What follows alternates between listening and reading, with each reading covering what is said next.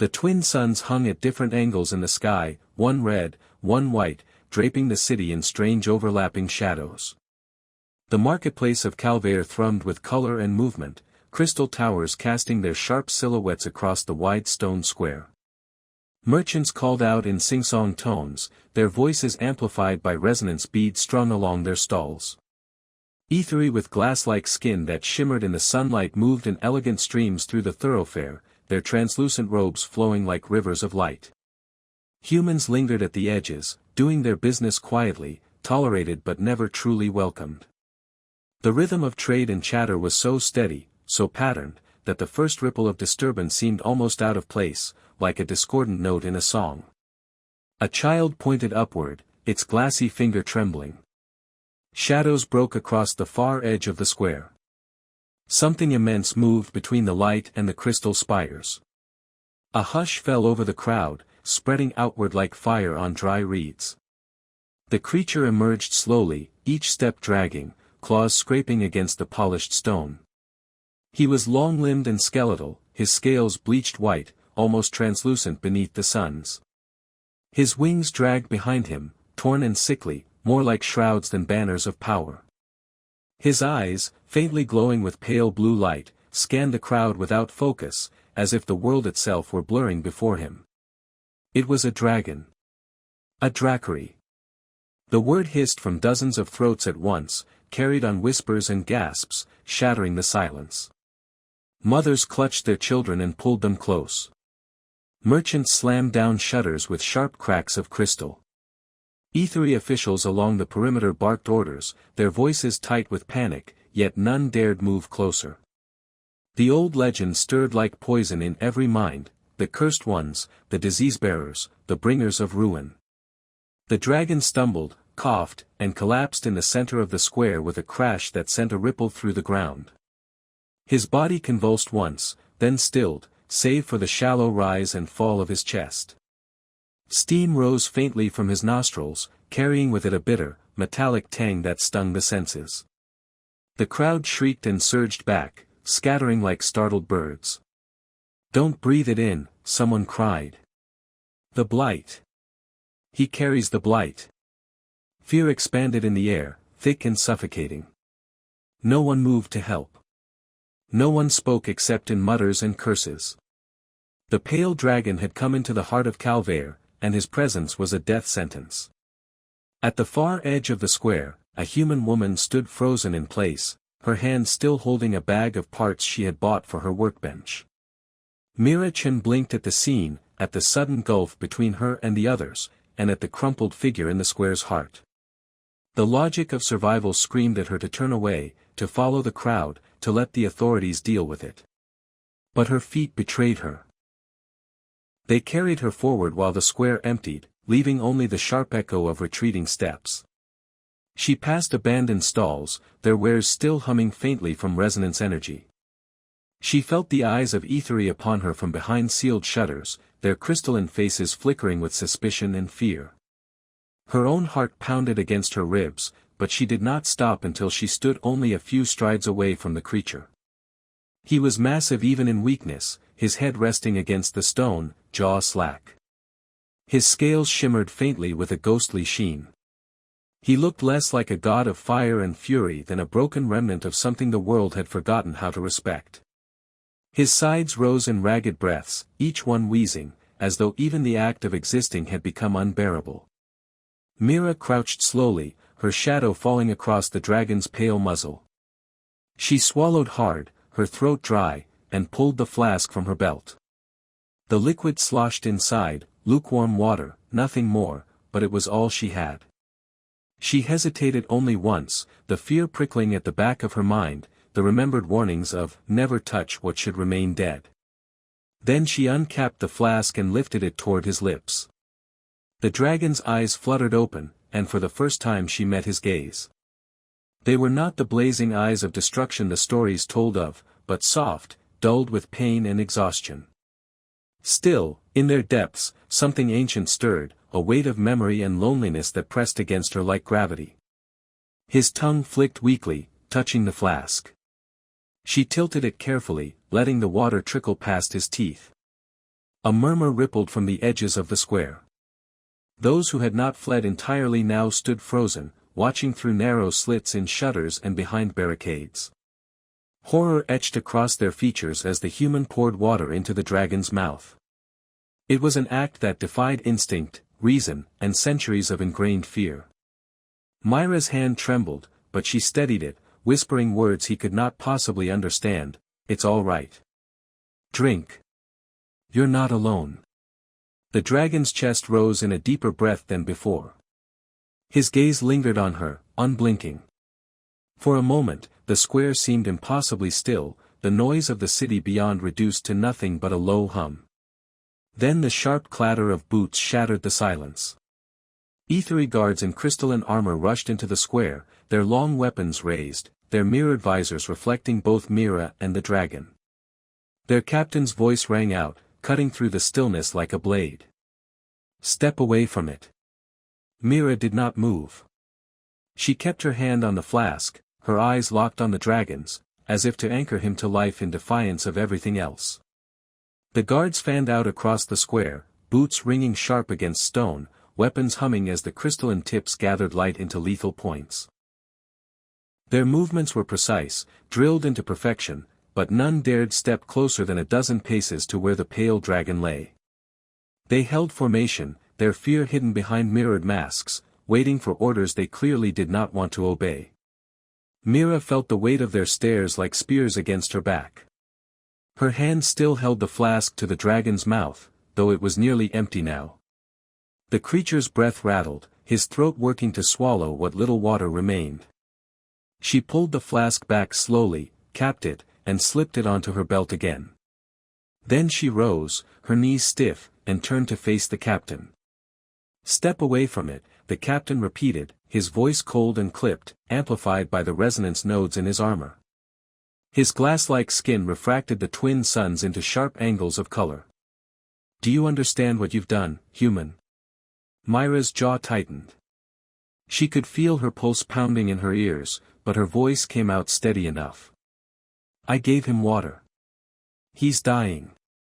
He is cursed," one of the guards hissed. "The last plague bearer. He should have been left to rot. Or killed where he fell," another added, and several others muttered in agreement.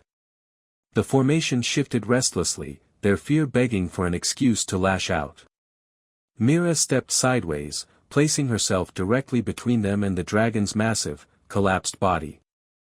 She raised her hands slightly, not in surrender but in stubborn defiance.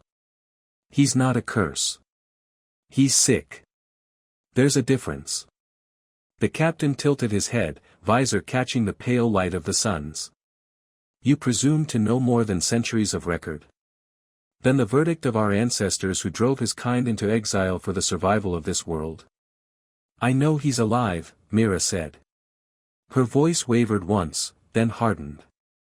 "That's all that matters." Behind her, the dragon shifted faintly, a weak exhalation stirring the dust at her boots.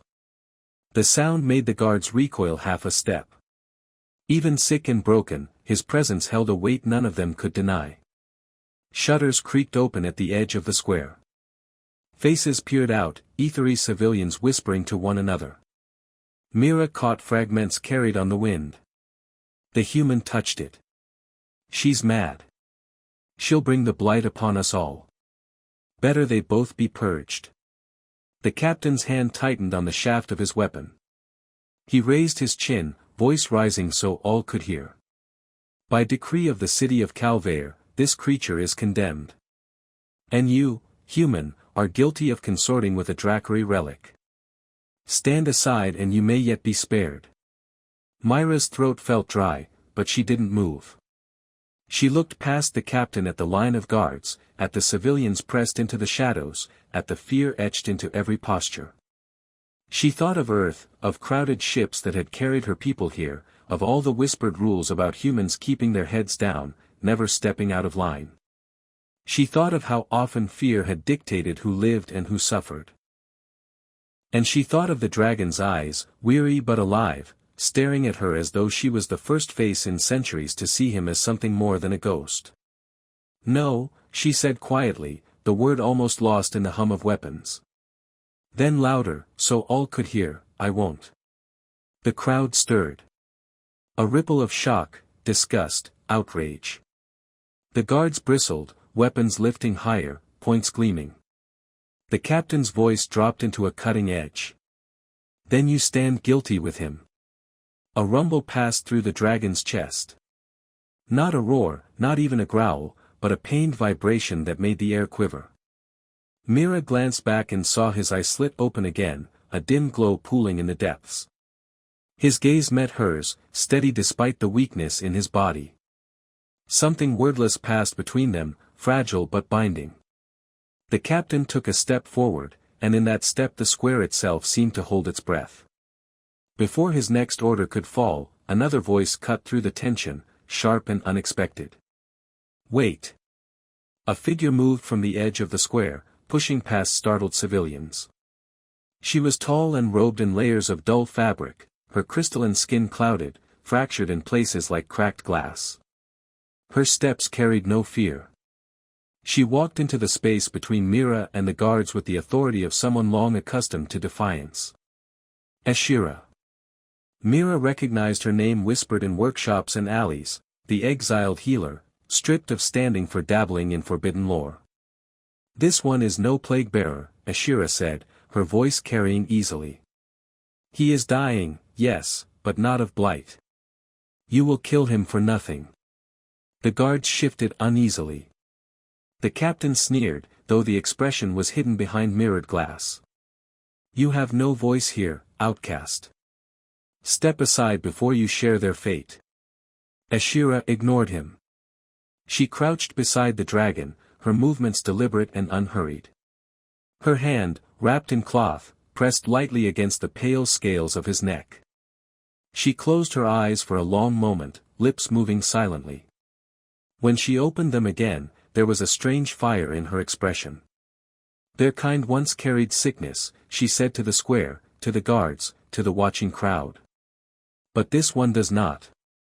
This is no contagion, this is hunger, exhaustion, decay. He has been left alone too long. A wave of murmurs rose from the onlookers, half convinced, half enraged.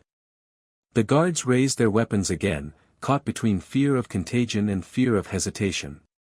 Ashira looked to Mira, her eyes sharp. If he is to live, we must move him now.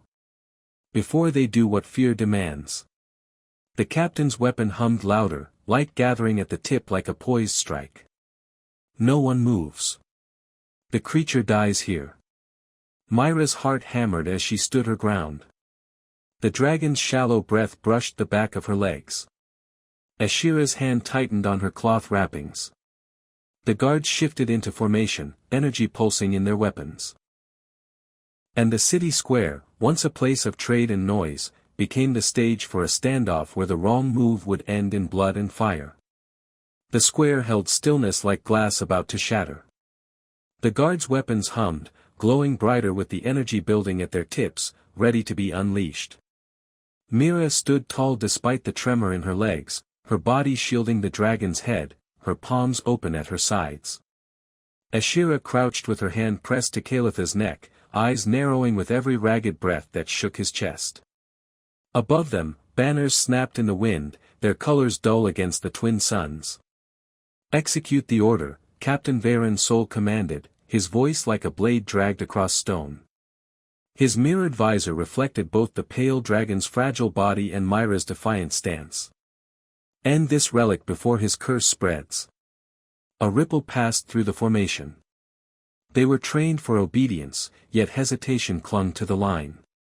The dragon was weak, broken, yet his presence carried the weight of centuries. To strike him down was no simple act of duty, it was touching something their people had long declared untouchable.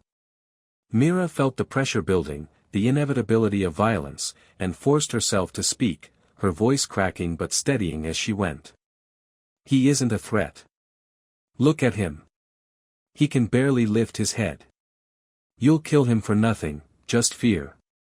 The captain turned his visor toward her, his voice growing colder. Fear keeps us alive, human. Fear kept us from falling when his kind nearly burned this world to ash. And you, He let the word drip with contempt, "You are a fool who does not belong here." Myra's fists clenched at her sides.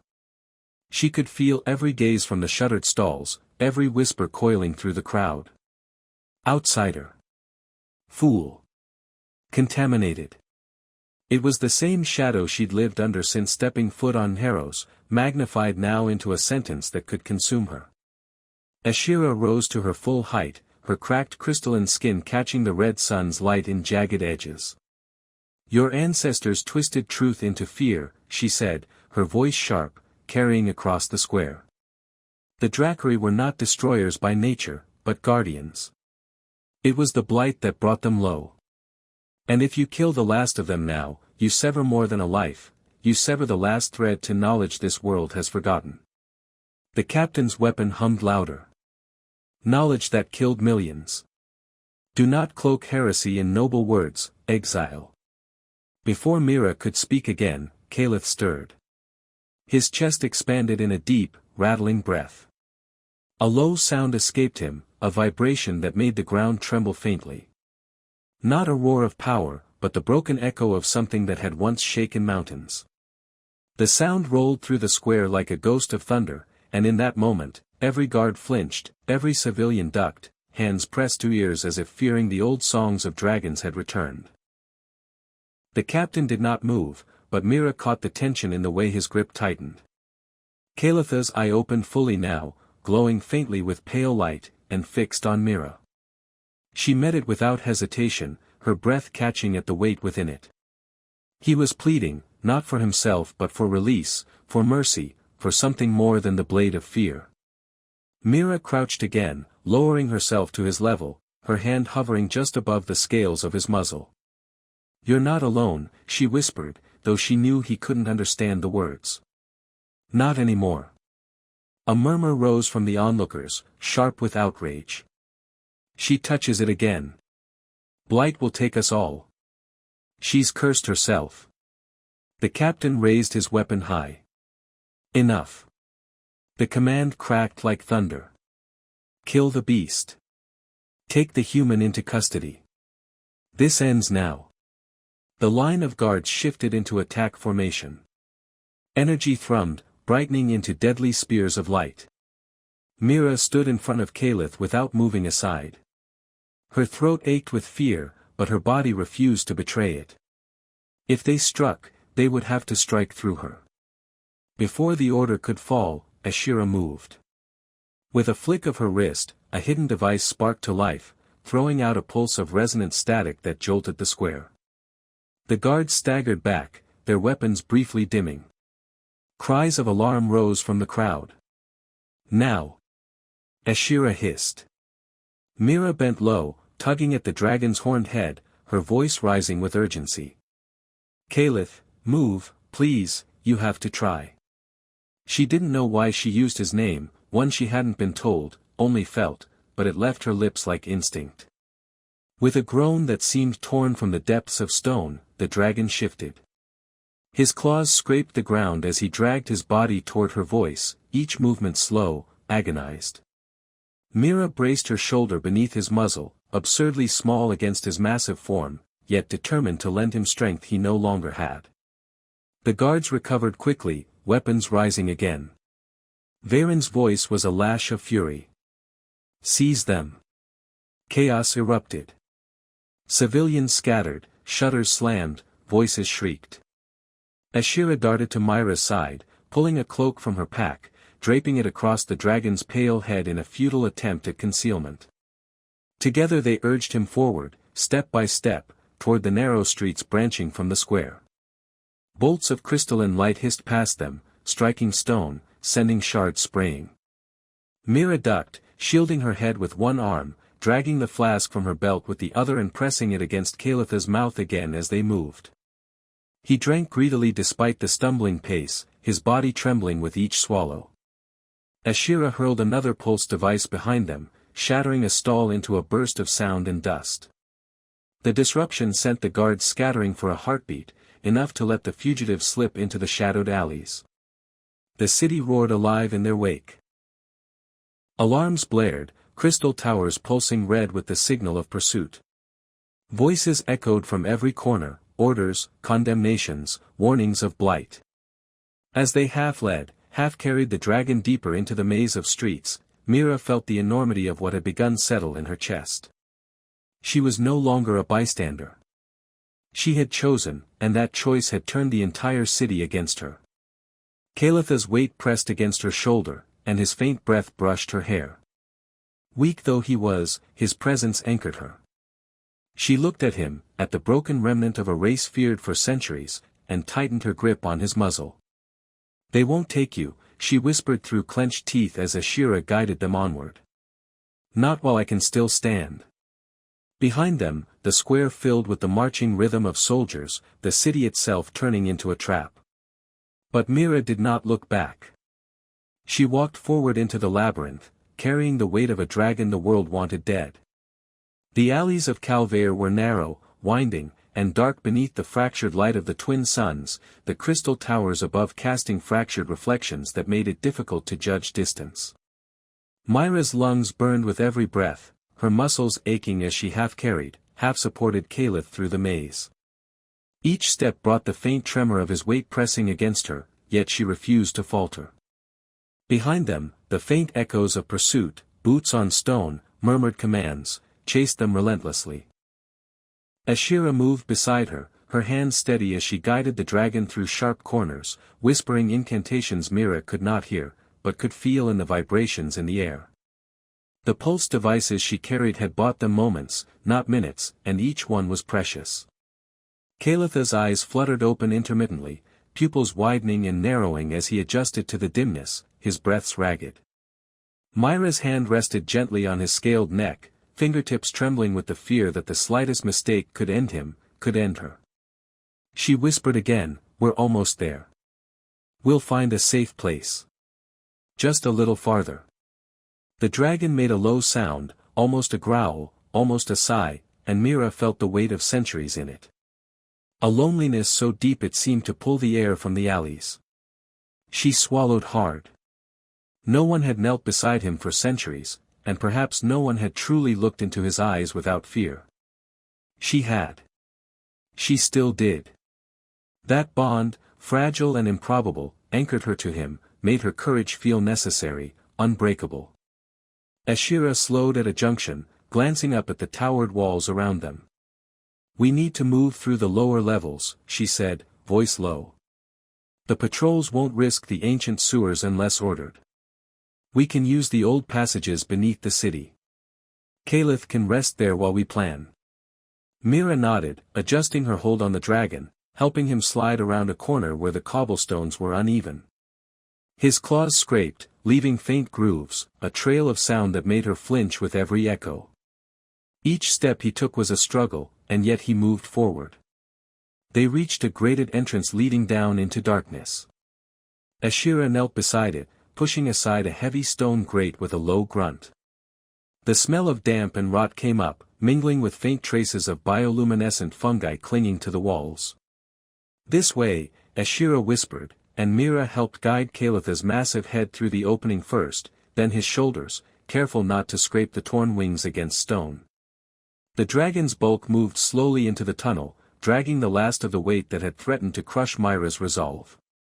Once inside, the sounds of the city above dulled to distant echoes, replaced by the soft drip of water, the faint scuttle of unseen creatures, and the low hum of energy residuals from ancient Drackery mechanisms embedded in the walls. Mira collapsed onto a low ledge beside the dragon, letting his massive body rest against hers. Sweat ran down her forehead, and her hands shook as she stroked his pallid scales. "You're safe now," she whispered, almost to convince herself as much as him. "You're safe for a little while." Ashira moved along the tunnel, her fingers brushing over carved symbols and faint crystalline inlays. "These passages were built by your kind once," she said, almost to herself, eyes tracing the faded runes. "They led beneath the city, connecting the old temples, the forgotten vaults. Few know they exist now. Fewer dare enter them." Kalith shifted his weight slightly, his head lowering closer to Mira. She could feel his pulse beneath her fingertips, slow but steady, the faint heat of life seeping into her hands. Rest, she whispered. Just rest. Ashira turned to Mira, her expression unreadable beneath the fractured light of her skin. We cannot stay long. The city will not forget this intrusion, not for hours, perhaps days.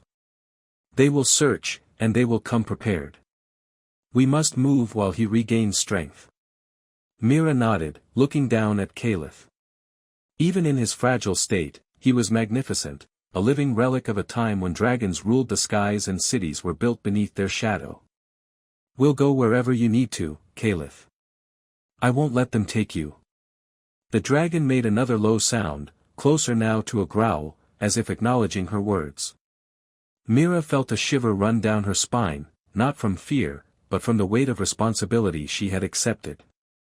She was a human.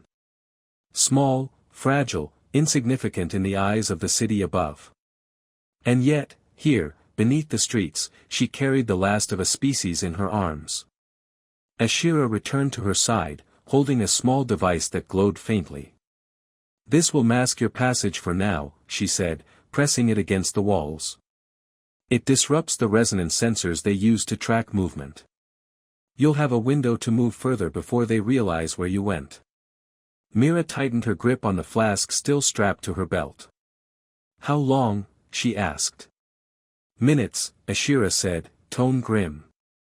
Enough for Caliph to regain some strength, enough for us to decide our next step. But no longer. The dragon stirred again, and Mira felt his massive eyes on her, glowing dimly in the shadows. The faint pulse of life beneath her hand seemed to whisper something old, something forgotten. In that moment, she realized that Caliph's survival was not just his own, it was the survival of memory, of a lineage erased by fear, and perhaps, she dared to hope, the chance for understanding between species who had long believed themselves enemies. Mira straightened, brushing a smear of dust from her sleeve. We have to move, she said softly to the dragon. We have to find a place where no one can hurt you. Ashira moved to the head of the tunnel, scanning the shadows with practiced eyes. There is a place, she said, voice low, almost reverent. A hidden chamber where the last of their knowledge lies. If we can reach it, Caliph can rest, and perhaps we can find a way to heal what ails him. The dragon exhaled, a trembling sigh that rattled the tunnel. Mira leaned closer, pressing her forehead to his scaled snout. We'll get there, she promised. I'll make sure of it. The shadows around them shifted, the city's hum far above fading into distant memory. For the first time since he had collapsed, Caliph seemed to relax slightly, resting his head against her shoulder. Mira felt a fragile hope take root in the darkness. They were fugitives now, hunted and vulnerable, but together. And in that togetherness, they carried the possibility of something far greater than mere survival. Ashira looked back at them, her fractured crystalline face catching the faint light of the tunnel. Then we begin, she said, and with careful hands, she guided them further into the hidden arteries beneath Calvaire, where the past waited to reveal its secrets and the future trembled on the edge of fear. The tunnels beneath Calvaire twisted and descended, widening in unexpected pockets where bioluminescent fungi clung to walls like scattered stars. Myra's legs burned with fatigue, every movement against Caliph's weighed a test of endurance. His massive body pressed against hers, his breath shallow but steady. Occasionally, he shifted, and the vibrations that traveled through his chest seemed to resonate with the walls themselves, filling the tunnels with a faint, eerie hum. Ashira walked ahead, her cracked crystalline skin catching the dim glow, illuminating faint runes etched into the stone. She moved with purpose, fingers brushing the walls, lips whispering syllables that Mira could not understand, yet felt vibrating in her own bones. The words carried weight, ancient, old as the Dracri themselves, as if the tunnel responded to the echo of memory. Caliph stirred slightly, his eyelids fluttering, and Mira felt the pull of centuries in his gaze. Something long buried had surfaced in those dim blue depths of his eyes. He exhaled, a low, trembling vibration that seemed almost like a song, fragmentary and broken, fading before it could form. Mira leaned closer, listening to the pulse in his throat, feeling it through her fingertips pressed against his scaled neck. What is it? She asked softly, though she knew he could not answer. The sound carried through the tunnel, vibrating against the stones, almost as if it were calling to something buried deep beneath the city. As Shira glanced back, her expression unreadable. He remembers fragments. The old songs, the chants, the resonance of his people. He cannot speak them, not fully, not yet. But the memory is alive. And if he can be strengthened, if we can reach the temple, her voice trailed off, the weight of unspoken knowledge heavy in the air. Myra's hands trembled slightly as she adjusted her hold on Caliph, feeling the subtle tremors as the dragon's memory stirred within him. Each vibration carried the echo of firestorms, of mountains lifted by winged might, of cities bathed in song that could shake the earth itself. But now, in this small, narrow tunnel, it was broken, fragmented, and fragile. Caliph shifted again, letting out a low groan that reverberated against the walls. Mira pressed closer, murmuring, "I know it hurts. I know it's hard. But we're here. We're with you." The dragon's wings twitched, torn membranes brushing the tunnel walls with soft scraping noises. His head turned slightly toward Mira, glowing eyes meeting hers. In that gaze, Mira saw more than pain. She saw memory, sorrow, and something almost human, a longing for recognition, for companionship, for the touch of one who did not fear him. Ashira stopped at a widening in the tunnel, kneeling beside an ancient crystalline formation embedded in the stone. It pulsed faintly, reacting to Calitha's presence. "The relics here respond to his resonance," she said, brushing the dust away to reveal faint carvings of dragons in flight, wings spread across the stone like frozen music. "He can awaken them if he can channel the memory, if he can find the fragments in his mind." Mira swallowed, heart pounding. "Fragments? You mean he can heal?" Ashira's gaze was hard, focused. "Not heal himself entirely. Not yet. But he can draw strength, a connection to the old knowledge. That song is his legacy, and it may be the key to survival." Calitha's low hum grew stronger, a faint vibration that resonated with the crystal. Mira pressed a hand to his muzzle, feeling the subtle pulses, listening to the rhythm that seemed almost like a heartbeat intertwined with centuries of history. The dragon's eyes rolled back slightly, and he exhaled with a trembling shiver. Bits of his memory surfaced, snatches of words, half-formed melodies, the echoes of chants that had once controlled fire, earth, and wind. Ashira guided Myra's hands, pressing them against Calitha's scaled neck, and murmured, "Let him feel your presence. Let him anchor the memory. Humans have a strange resilience. He will recognize it. He will remember you, and through you, the song may awaken." Mira did as instructed, feeling the vibration travel through her fingers, the warmth of the dragon's pulse beneath her touch. The fragments came more clearly now, not words, but impressions, flying over mountains, the heat of volcanic winds, the quiet of ancient temples, the hush of countless generations. She felt the weight of what had been lost, and the enormity of the bond she was forming with a creature the world had deemed cursed. Caliph shivered, and a soft, broken trill escaped his throat. It was faint, fragmented, but unmistakable. A song. A memory. Mira leaned closer, whispering in time with the vibration, letting her voice mingle with his, a fragile echo of life and hope. Ashira moved closer, pressing her hand against the crystalline formation. The carvings glowed faintly, resonating with the sound. The tunnel itself seemed to hum, a low vibration that wrapped around Mira and Caliph, connecting them to the distant past. It was as if the city above, the fear, the pursuit, all fell away, leaving only the fragile pulse of memory and survival. Calitha's eyes focused on her, pupils dilated, the soft glow of life mingling with the faint shimmer of memory. Mira whispered again, "You're not alone. Not anymore. We're here." A sudden, low rumble echoed through the tunnel, the walls vibrating as though responding to the song. Dust fell from the ceiling, but there was no fear in it, only recognition. The dragon's hum grew stronger, pulsing through his chest in time with the rhythm of the carvings. Mira could feel it against her palms, the weight of centuries lifting in small, fragile increments. Ashira's voice cut through the resonance, steady and commanding. He can remember more, if we press onward. But he will need rest. Strength. Focus. The path ahead is dangerous, but he will not awaken fully unless we move forward. Mira nodded, heart pounding in tandem with the dragon's tremor. Then we move, she said softly. We keep going, Caliph. We find the temple. We find your strength. Caliph let out a faint, shivering exhalation, almost a sigh, and Mira felt the fragile thread of hope knot itself into something real. For the first time since he collapsed in the square, she felt that he could survive. Not just survive, but remember. Not just remember, but reclaim some fragment of what had been lost. The tunnels ahead stretched dark and twisting, but Myra's hands remained pressed to the dragon's scales. She whispered, "We're together. Always."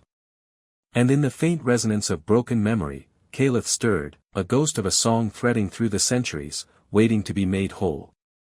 The echoes of pursuit had not faded, not truly.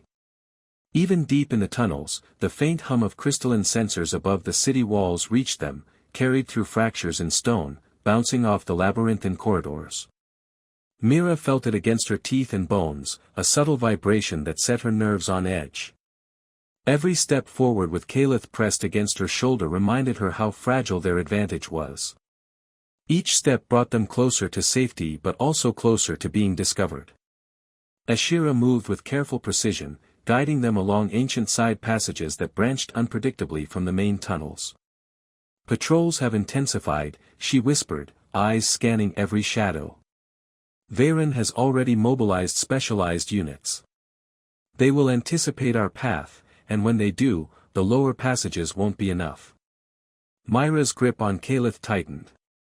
His scales were warm beneath her fingers, but the tremor of weakness ran through him with every step. "We'll get him somewhere safe," she murmured, though the uncertainty in her own voice betrayed her fear. "We can't let them catch us, not yet." A distant clatter echoed down the tunnels, and Mira froze, her pulse spiking. A shadow flickered along the walls, far ahead, but unmistakable. Figures in crystalline armor moved in formation, weapons raised, scanning with faint luminescence pulsing along their edges. "Patrols," Ashira muttered. "Too close." The dragon groaned, shifting his weight against Mira, sending vibrations through her legs. She pressed her hands firmly against his neck and shoulders. "We can't stop," she whispered, guiding him around a narrow bend where the passage narrowed sharply. Calitha's wings scraped the stone, torn membranes brushing in shallow echoes that reverberated like soft thunder. The patrol appeared at the junction ahead, and Ashira's voice hissed in the dark, "Wait for the shadow." Mira did as instructed, feeling the weight of Caliph pressing against her, the subtle tremor of his chest beneath her palms. She felt the dragon's low pulse, the fragmented memory that still clung to him, the remnants of song that Ashira had begun to awaken. He was weak, but he was aware, and she drew strength from his awareness. The patrol paused at the intersection, scanning with weapons humming faintly. Mira and Caliph pressed themselves into a narrow side alcove, hidden behind a jagged stone formation. Mira held her breath as a sweep of crystalline light passed mere inches from them, the heat and hum of energy washing over her like a tide. Caliph shivered, his head lowering slightly as if sensing the danger herself could not fully perceive. "They're thorough," Ashira said softly, crouched beside her. "But not infallible. The lower tunnels are poorly mapped in their records. We can use that." Mira nodded, eyes on Caliph. "We have to keep moving. If they catch us here, we'll have no chance." The dragon shifted again, dragging his immense claws along the stone floor with a low grinding sound. Mira pressed herself closer, murmuring encouragement, even as sweat ran down her temples. She had learned to read the subtle cues in his movements, the tilt of his head, the pulse in his throat, the slight flicker of his glowing eyes. He could not speak, but he could respond, and that response guided every decision she made. "Follow me," Ashira whispered, pressing her hand against the wall. A faint glyph glowed beneath her fingers, almost imperceptibly, a faint resonance that the dragon seemed to sense immediately. Kalitha's body shivered in recognition. Mira helped him slide along the narrow path she had never noticed in her first scans of the tunnels, the weight of his bulk pressing down on her limbs and back. Every footfall was agony, every tremor a test of endurance, but she moved steadily, breathing in rhythm with his shallow exhalations. Behind them, the patrol had split, some scanning laterally, others pressing deeper into the lower tunnels. Mira could hear them, faint echoes, the metallic click of boots against stone, the hum of energy gathering at the tips of weapons. They were close, and yet she could not turn back. Kalith shivered again, a broken exhalation vibrating through the passage. Mira leaned closer, whispering, "It's okay. Keep going. Just a little farther. I won't let them catch you." The dragon responded with another low vibration, a tremor that seemed to carry memory as well as fear. Myra's hands were steady against his neck now, feeling the resonance of his ancient power struggling to awaken, fragile and fractured, but still alive. Ashira paused at a junction, scanning with her sharp eyes. "We can take the old sewer route," she said finally. "It's risky, the air is foul, the tunnels narrow, but patrols will avoid it unless they are desperate. We have minutes. Just minutes." Mira nodded, pressing her forehead to Kalitha's scaled snout. "We have minutes," she echoed softly. "Let's make them count." The patrol noises grew louder, and Mira felt her heart hammer against her chest. The weight of Kalitha's history, of centuries of fear and isolation, pressed against her like a tangible thing. She whispered again, holding him steady, "We're together. That's all that matters. You and me." Kalith shifted, leaning into her, allowing her to guide him, trusting her in a way that no one else had for centuries. His eyes glimmered faintly, the fractured memory of his song stirring at the edges of consciousness. Mira could feel it, weak and broken, but undeniably present. Ashira moved ahead, pressing a hand against a jagged wall, and a faint vibration rippled through the passage. Mira felt it travel through Kalith, and for the first time, she sensed the dragon responding not just with instinct, not just with survival, but with recognition. Something ancient stirred. The patrol was closing. Mira took a deep breath, steadying herself, and whispered, "Hold on, Kalith. We'll get through this. We'll find a place where no one can touch you." The dragon groaned, low and resonant, and Mira pressed closer, feeling the pulse of his memory, the faint hum of centuries, the fragile bond forming between human and Dracari. For the first time, she believed that together, they could survive the hunt, and perhaps, just perhaps, find a way to reclaim what had been lost. Behind them, the metallic click of boots echoed closer, but Mira did not falter. Step by step, breath by breath, she guided the dragon deeper into the labyrinth of tunnels, moving toward safety, toward the remnants of knowledge long forgotten, toward a future that trembled on the edge of fear and hope.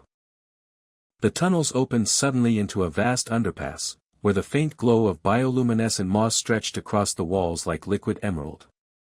Mira stumbled forward, supporting Kalitha's bulk against her shoulder.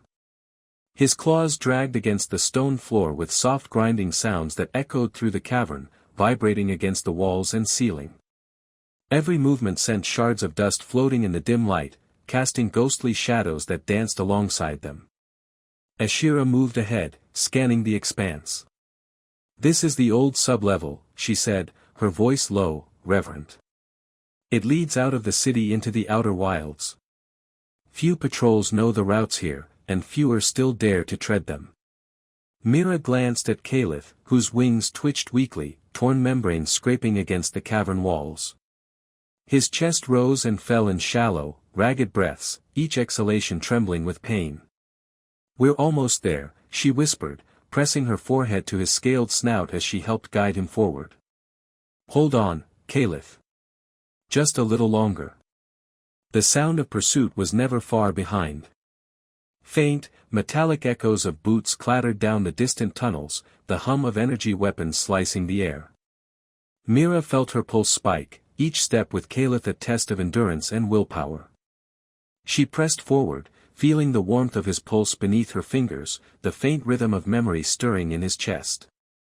Slow, Ashira cautioned, pointing to a narrow crevice on the far side of the cavern. We can use the shadowed gaps. They won't follow us there, too risky, too tight for their formations. Mira nodded, adjusting her hold on Kalitha's foreleg as he dragged it reluctantly. His eyes, faintly glowing, flickered to hers, and she felt the weight of unspoken communication pass between them. He trusted her, or at least allowed himself to lean on her guidance in a way no other being had in centuries. She pressed a hand to his neck, murmuring, "We'll get through this. I promise." The patrol noises grew louder, closer, sharper in the distance. Mira could hear the faint hiss of their crystalline weapons powering up, the metallic scrape of boots on stone, the low shouts of coordination. Ashira pressed forward, moving swiftly, guiding them toward the narrow passage. Kalith shifted, groaning softly, and Mira felt a shiver of fear run through her. He was exhausted, and yet he pushed forward, driven by the faint hope she offered. Almost there, she whispered, each syllable a lifeline to him, to herself. Just a little farther. We can do this. The shadows deepened as they entered the tight crevice, walls scraping against Kalitha's wings. Mira guided him inch by inch, sweat running down her brow, hands trembling. His weight was immense, yet she moved with a determination born of desperation. Each step was a battle, each inch forward a triumph against exhaustion and fear. The patrol reached the cavern's mouth, and Mira could hear their frustration. "They've gone this way." One shouted. "Check the old tunnels. Don't let them escape into the wilds." Ashira shook her head, whispering, "They won't risk it. The lower tunnels are poorly charted. The air is foul, the walls treacherous. They won't follow." Mira felt her chest tighten. She dared not look back, dared not count on the space between them and the hunters. All she could do was focus on Kalith, on the fragile thread of life she carried with her through the dark. "We'll make it," she murmured, pressing against his side. "We have to." The tunnel opened into a narrow stream of underground water, faintly glowing with luminescence. Ashira gestured for them to step carefully. "Keep him upright," she instructed. "The water will mask our scent, cover the vibration of his movement." Mira lowered Kalith gently, letting his claws dip into the shallow stream. He groaned, the sound vibrating in the tunnel. She pressed her hands against his neck, feeling his pulse as the cold water lapped against his scales. Slowly, the dragon seemed to regain a measure of composure, leaning into her touch. The wilds beyond the city were near. Mira could sense it, the faint tang of fresh air, the distant scent of bioluminescent flora, the subtle vibrations of creatures that had long lived without human or ethery interference. Almost there, she whispered, guiding Kalith through the stream. The dragon's low vibration intensified, the remnants of memory stirring more strongly. Mira felt the pulse of centuries beneath her fingers, fragments of song, glimpses of a world that had once been shaped by dragons. She pressed closer, whispering in rhythm with the faint hum in his chest. "We're with you. You're not alone." A sudden clatter echoed behind them. Mira froze, heart leaping, but Ashira motioned to continue. "They are too far to risk crossing," she whispered. "Focus on the path ahead." Step by step, Kalith moved, dragging his torn wings carefully along the edges of the stream. Mira adjusted her hold, guiding him with precision, murmuring encouragement. Each movement was agony, yet he responded, leaning small but deliberate, trusting her to navigate the treacherous path. The tunnels began to widen as they neared the outer edges, faint light filtering from above, the air fresher, less oppressive. Mira could see the outline of trees and luminescent plants through cracks in the stone. She allowed herself a flicker of hope. "Almost," she whispered, pressing her hand to his muzzle. "Just a little farther, Kalith. We can leave the city behind." Kalith exhaled a long, trembling breath, the vibration resonating through the tunnel and into Mira's chest. The dragon's eyes flickered, a faint glimmer of recognition, of awareness, of the fragile pulse of life that had survived centuries of fear. Mira tightened her grip, moving in step with him, whispering, "We're here. We'll get you out. We're almost free." The patrol's echoes faded behind them, lost in the labyrinth of stone and shadow. Mira felt the weight of the dragon's history, of the fear and isolation pressed into centuries of memory, pressing against her heart. And yet, step by step, inch by inch, she guided him toward the first taste of freedom in countless years. The dragon's low hum mingled with the soft rush of water, the faint glow of the wilds filtering through the cracks above. Mira pressed closer, whispering one last encouragement as they moved forward. "Hold on, Caliph. We're almost there. You're not alone anymore." For the first time since the square, Caliph seemed to respond fully, leaning into her, moving with her guidance, a fragile thread of trust bridging centuries of fear, carrying them both toward the wilderness that promised safety, rest, and the beginning of a new journey. The ruins of the ancient Dracari temple rose from the edge of the forest like fractured teeth, crystalline spires shattered by centuries of neglect, their edges catching the pale sunlight in jagged flashes. Moss and luminescent fungi clung to broken walls, spilling over carved stone and partially collapsed archways. Mira guided Caliph carefully over uneven stone, his massive claws scraping against cracked tiles, each movement slow, deliberate, and exhausting. His wings drooped, torn and tattered, brushing against the remnants of walls with soft, scraping echoes. Ashira moved ahead, scanning the fractured temple with practiced eyes. "This place is alive with resonance," she murmured. "Even broken, the temples retain the pulse of their guardians. He will respond to it, if he can focus." Caliph exhaled, a long, low vibration that seemed to shake the dust from the air, rattling loose fragments of stone from the spires above. Mira pressed her forehead to his scaled snout. "You can do this," she whispered. "I'll be right here." The dragon's eyes flickered, a faint glow tracing the contours of his irises. Mira felt the tremor of memory stirring within him, the fragments of song magic that had once shaped mountains and rivers. His chest rose and fell in uneven rhythms, each breath trembling with weakness, but also with the faint stirrings of awakening. They moved into the central hall, a wide chamber with collapsed ceilings and shattered pillars. Light filtered through the cracks in the stone, casting fractured patterns on the floor that glimmered faintly with the residue of old magic. Ashira knelt on a flat section of the floor, tracing her fingers over a series of carved glyphs that pulsed faintly at Calitha's approach. "These relics respond to his presence," she said softly. "If he can channel the fragments of memory, the crystals will react. The song can begin again." Mira guided Caliph to the center of the chamber, letting him rest his massive forelimbs on the broken tiles. The dragon groaned, a low, resonant vibration that made the ground beneath them hum faintly. She pressed her hands against his neck, feeling the pulse beneath her fingertips, fragile yet undeniably alive. Calitha's eyes fluttered shut, and a faint trill escaped his throat, broken and incomplete. Mira whispered softly, "It's okay. You can remember. I'm here. I won't leave you." The chamber seemed to respond. Crystals embedded in the walls glimmered, faint lines of light tracing over the carvings of dragons in flight, wings spread across the stone.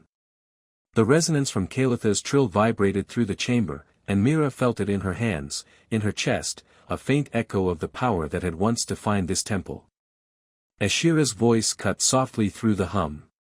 "He needs your focus," she said, gesturing to Mira. "Anchor him. Let him feel that someone trusts him. Someone believes he is more than the myths and fears that haunt the city above." Mira pressed her forehead against Calitha's muzzle, hands firm against his neck. "I believe you," she whispered. "I know you're more than the fear they taught everyone to feel. You're alive. You're here. You're not alone." The dragon trembled, a shiver running down his length, and another broken trill escaped. This one resonated with the chamber, stirring faint echoes in the remaining crystalline spires. Dust fell from the ceiling, and shards of light refracted across the broken walls. Kalitha's wings twitched, responding to the vibrations, small movements of energy that hinted at the power he still held within his fragile body. Ashira moved to one of the larger crystals, pressing her hand to its surface. "This one will respond to him," she said. "But it needs a living conduit, someone to anchor the memory. You, human, can help him recall the song. Do not falter." Mira nodded, pressing her palms firmly against Kalitha's scales. She focused, drawing on the bond they had formed through fear, flight, and trust. She felt the faint stirrings of his memory pulse beneath her fingers, the echo of flight over mountains, the vibration of fire and stone, the rhythm of song that had once been the language of his people. Kalith exhaled again, a trembling, low vibration that began to resonate with the crystal under Ashira's hands. Light traced the lines of the glyphs, faint at first, then brighter, weaving patterns in the air like threads of living energy. Mira felt the song pulse through her own body, faint but undeniable, a thread connecting human and dragon, present in memory, fear and hope. The dragon's eyes opened, glowing brighter now, pupils dilating as he focused. His trill grew stronger, longer, a series of broken notes forming a tentative melody that the chamber recognized. Crystals along the walls responded, their glow intensifying, vibrating with a faint hum that made the air tingle.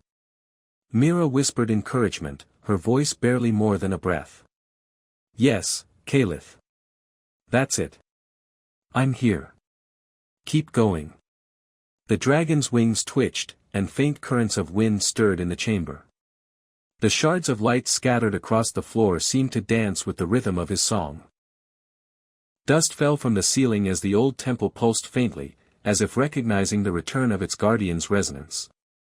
Kalith exhaled a long, trembling breath, and for the first time, his trill formed a coherent sequence, a broken fragment of the ancient song. Mira pressed her hand against his muzzle, feeling the vibration, the memory, the song that had waited centuries for recognition. Ashira smiled faintly, eyes glimmering. "He is awakening. Not fully, but the path is opening. With time, with care, he will recall more." Mira leaned closer, whispering, "We're here, Kalith. You can do this. You're not alone. Not anymore." The dragon trembled, pulsing with faint energy, his song mingling with the faint light of the crystals. Mira pressed herself closer, anchoring him, a fragile human thread holding together centuries of lost memory. For the first time since he collapsed in the square, Kalith began to awaken, fragile but alive, and the chamber hummed with the pulse of his legacy, waiting for him to reclaim it fully. The first streaks of dawn filtered into the temple, pale light catching the fractured crystals and scattering rainbows across the floor. Mira knelt beside Kalith, her hands pressed against his neck, feeling the slow, steadying pulse of life beneath her fingers. The dragon's body was still fragile, but the tremors of memory and song that had begun to awaken the previous day were stronger now, resonating through the temple like soft thunder. Ashira stood at the edge of the chamber, watching the patterns of light and sound with a mixture of reverence and calculation. "He is stabilizing," she murmured. "The resonance has strengthened. He remembers more fragments now, enough to sustain himself for the journey ahead." Kalith stirred, shifting slightly, his wings twitching as if testing their strength. Mira pressed closer, murmuring encouragement, "We're still here. You're not alone, Kalith. I'll be with you every step." The dragon's eyes opened fully, glowing with the pale luminescence of life and memory intertwined. His low vibration pulsed against Mira's chest, the rhythm of song echoing faintly in the chamber walls. It was a melody broken and fragile, but undeniably alive, carrying the weight of centuries and a faint trace of hope. Ashira stepped forward, brushing dust from a collapsed section of stone, revealing the faint outlines of ancient runes. "This path must be cleared," she said. "He cannot fully awaken unless he moves beyond this chamber. The city's hunters will come, and we must be ready." Mira glanced toward the entrance of the temple, toward the forest beyond. The wilds promised freedom, but the thought of pursuit lingered. Varen's forces would not forget the defiance they had witnessed, nor the human who had dared to touch a Drakkari. She pressed her hand to Kalitha's muzzle, feeling the tremor in his pulse. "We'll leave soon," she whispered. "We have to move while he has strength." Kalith responded with a low trill, weak but deliberate, vibrating through the temple floor. Mira closed her eyes, letting the resonance guide her. The dragon's memory stirred in waves, fragments of flight, of fire, of long-forgotten rituals performed in the temple halls. The song that had been broken for centuries began to weave itself into something coherent, if still tentative, as if the dragon were testing his strength against the weight of recollection. Ashira's voice cut softly through the hum. "We have to prepare him. The journey through the wilds will test him further. His body is still weak, and the city above will not relent." Mira nodded, adjusting her hold. "I'll help him. We've come this far, we can go further." The dragon exhaled, a trembling vibration that filled the chamber. Dust cascaded from the ceiling, caught in the pale morning light, drifting like tiny sparks across the stone floor. Kalitha's wings stretched weakly, torn membranes brushing against jagged stones. Mira felt a shiver run through her own body, the weight of centuries pressing down, and yet she held firm, pressing encouragement into the rhythm of his pulse. "The city will not stop hunting him," Ashira said, eyes fixed on the temple entrance. "We must choose the path carefully. There are old routes, ancient ways that have been abandoned even by our records. If we can reach them, Kalith can regain full strength before the hunters can intercept." Mira guided Kalith toward a partially collapsed archway, careful not to scrape his claws against the edges. The dragon groaned, his breath uneven, but there was a faint spark of determination in his posture, a willingness to trust her guidance.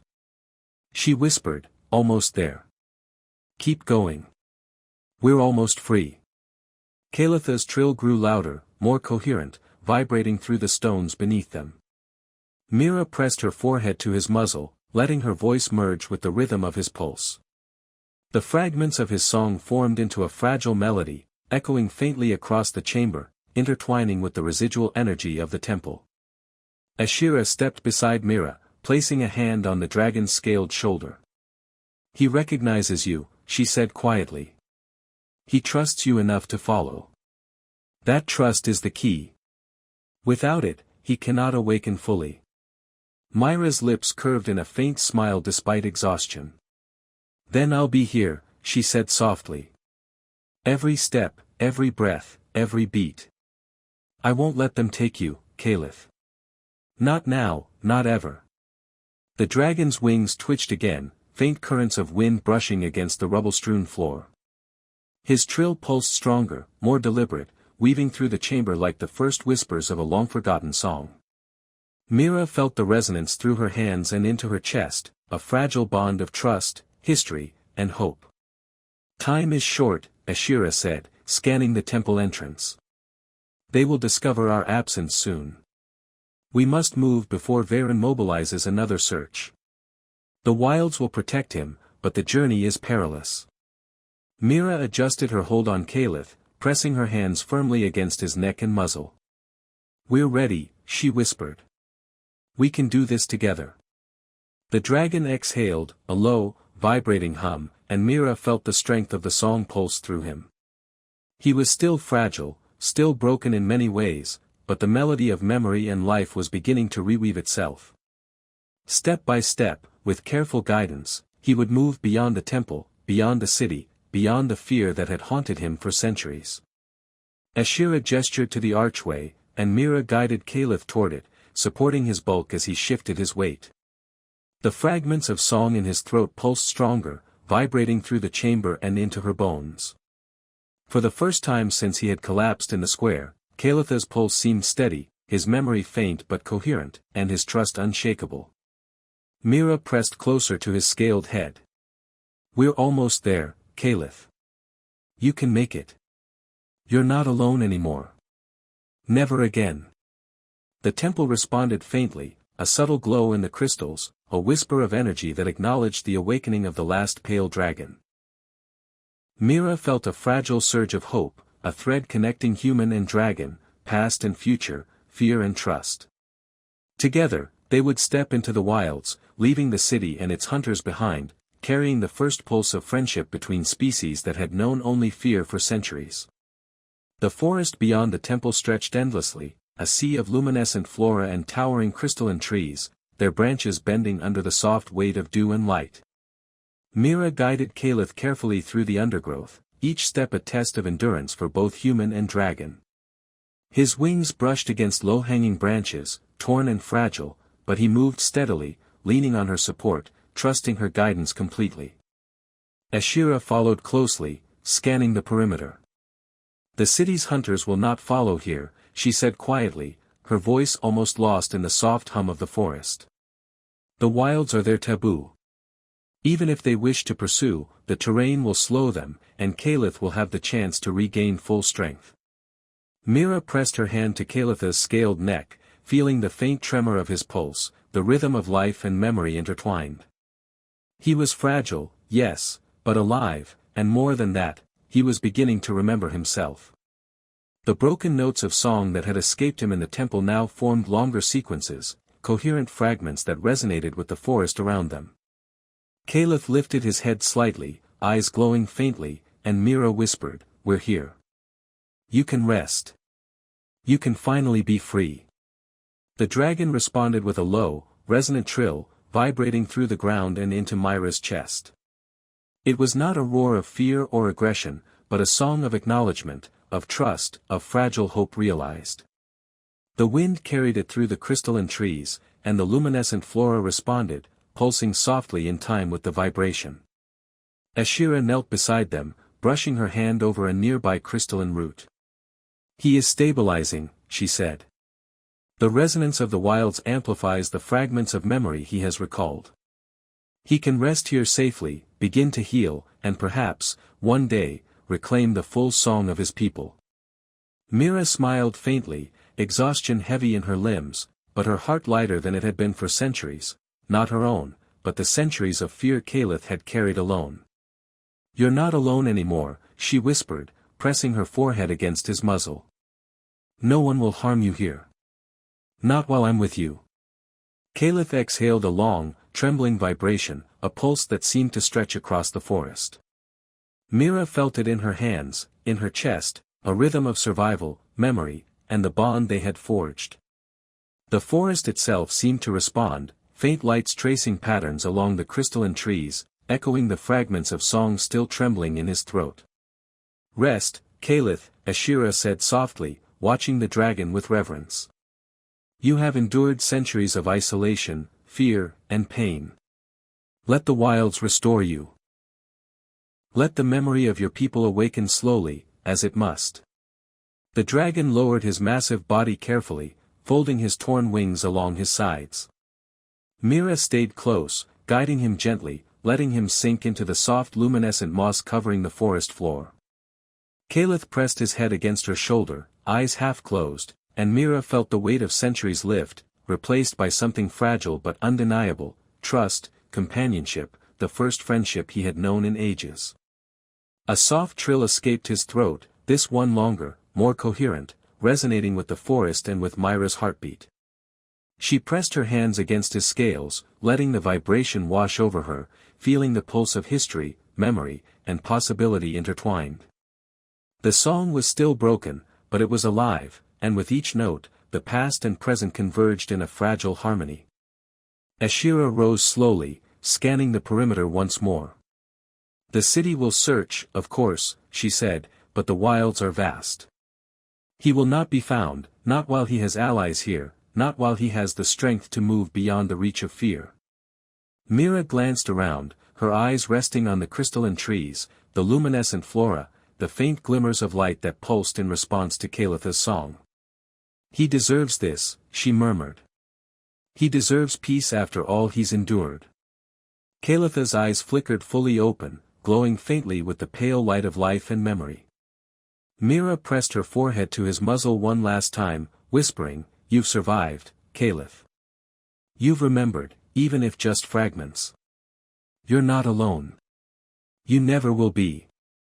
The dragon responded with a soft, continuous trill that resonated through the forest, harmonizing with the faint pulse of the flora and the crystals. Mira felt tears run down her cheeks, her exhaustion forgotten, replaced by awe and relief. Centuries of fear, isolation, and misunderstanding were giving way to the first thread of hope, woven carefully between human and dragon. Ashira placed a hand on Mira's shoulder. "You've done more than anyone could have imagined," she said. "You've given him trust, and with it, a chance to live and remember. That is a gift that will endure longer than any fear the city can muster." Mira smiled, resting her forehead against Kalitha's scaled snout. The dragon's soft hum, the gentle pulse of the forest, the luminescent glow of the flora, all of it coalesced into a moment of fragile but undeniable peace. For the first time in centuries, Kalith was not feared, not hunted, not alone. The city beyond the forest hummed faintly, unaware, or unwilling to believe, that the last pale dragon had survived.